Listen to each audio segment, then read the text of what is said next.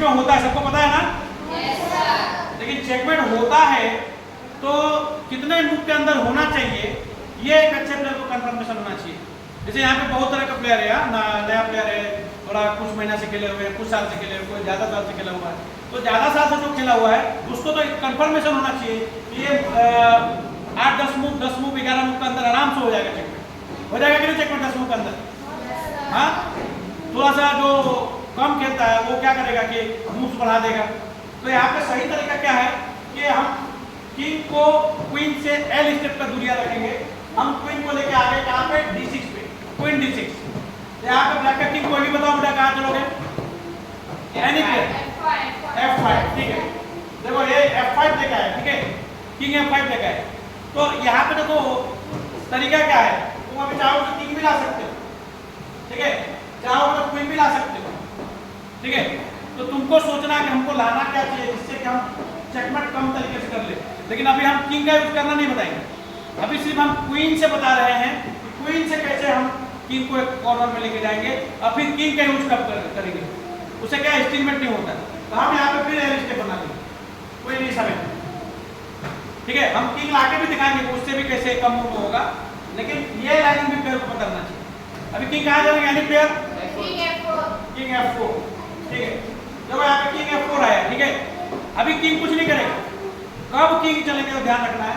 अभी फिर मैं क्वीन को लेकर आया, क्वीन इसी देखो एल स्टेप का दूरिया रख रहे, अकेला क्वीन कैसे इस किंग को ये लाइन पे या कोई ये लाइन पे लेके जाएगा, फोर्स लेके जाएगा, फिर किंग आके चेकमेट जल्दी करेगा। कहाँ चलोगे किंग? एनी प्लेयर F3, ठीक है।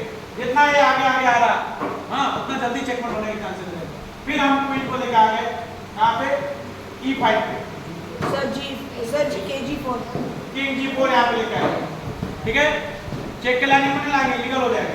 यहाँ पर आए फिर हम क्या करेंगे? फिर देखो कैसे अकेला क्वीन इसको घेर रहा है, कॉर्नर में लेके जाएगा, फोर्स जाएगा।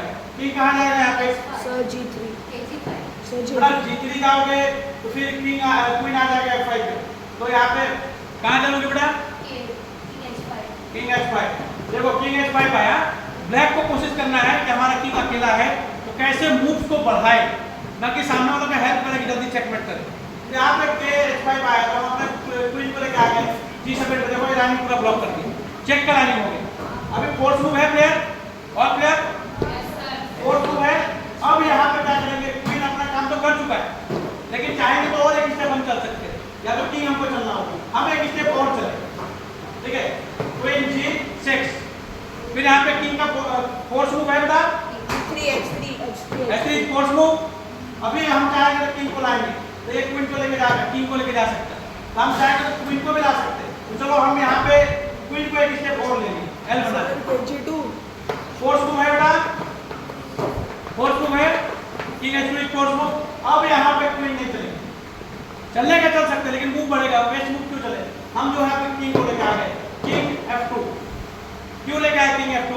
अभी अगर किंग H3 आता तो ये चेकमेट, ठीक है, चेकमेट हो रहा प्लेयर। दूसरा यहाँ से भी चेकमेट हो रहा, क्वीन H5 चेकमेट हो रहा प्लेयर।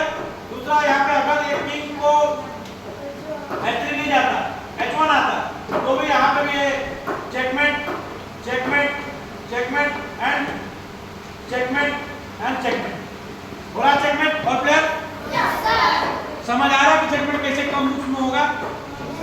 और स्पेशली क्वीन को जैसे एल स्टेप चलते हैं वो लाइनिंग चल के एक साइड में लेके जाना, तो फिर इससे क्या है कि कम मूव में चेकमेट होगा। अभी इसमें हम चाहते तो किंग को भी F2, किंग को F3, वो भी तरीका, लेकिन हम चाह रहे हैं कि प्लेयर को टाइम प्रेशर पे भी खेलना आना चाहिए, चेकमेट करना आना चाहिए, कम से कम एक लाइनिंग आना